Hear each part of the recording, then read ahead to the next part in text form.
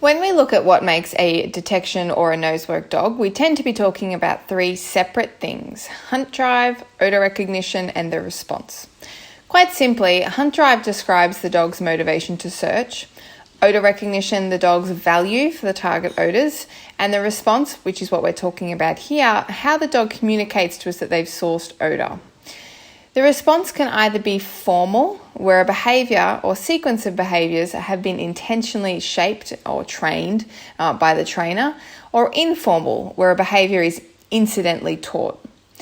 The decision on whether to go with an informal or a formal alert is complicated. Trainers with experience more on the working side of detection tend to put a lot more emphasis on training a formal response, while many from the recreational and sport world don't.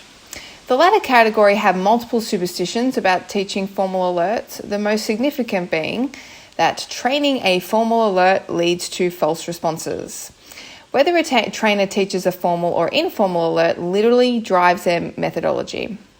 Those that do build a formal alert often use a back-chained approach where they first free shape a formal response on one item with no target odors absent a search, and once that looks good, the odor is introduced and the dog is made to differentiate between like items. Although all three components are directly and indirectly built, the response is prioritized over the search. The reason for this is that they believe that all dogs, being predators, are inherently motivated to search, so there's no need to directly address it. While on the other side of the fence, you have the forward chainers. These folks put a lot of emphasis on the dog's desire to search through an often protracted period of self-rewarding. Then the odor is introduced and the dog is allowed to experiment with their behaviour at source to decide themselves how they want to tell their handler that the odor is present. The reasoning behind both approaches is driven by the dogs they tend to work with. The former trainer is often working with dogs that genetically have an insane drive to hunt, and the latter, pet dogs with comparatively little. Say we have a dog A. Dog A is a crazy creature with an insane drive to hunt. Before we even put our hands on this dog, he already has an infinitely positive value for searching.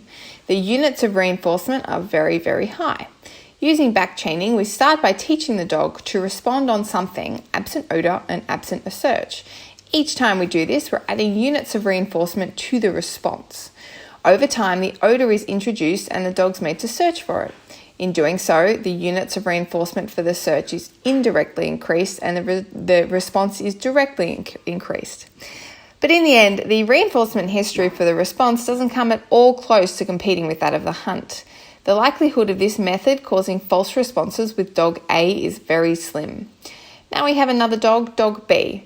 Dog P is just a pet dog with a low innate drive to search. Using the back chaining method, we immediately start adding units of reinforcement for the response.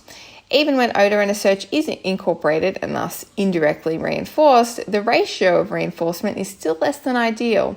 The dog has a lot more value for the response than the search. Dog B is at risk of a false or at least fringe response using a back chaining method. The very benefits of back chaining, that is, the dog is motivated to get to the best known and most reinforced behaviour in the sequence, is its very problem with certain dogs. And this is where the idea that training a formal response will somehow lead to false responses. The question of whether training a formal alert is hazardous or helpful is ultimately a question of competing reinforcement histories for the response versus the search.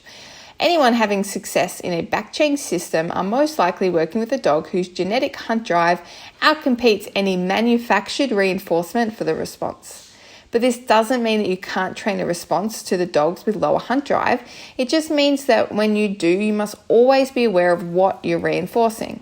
In the system I personally use, the search is continuously being reinforced, initially through a brief stage of self-reward and then through the timing of a marker or clicker. Thanks for watching. Don't forget to like and subscribe to my channel to keep up with new content, and of course feel free to ask questions.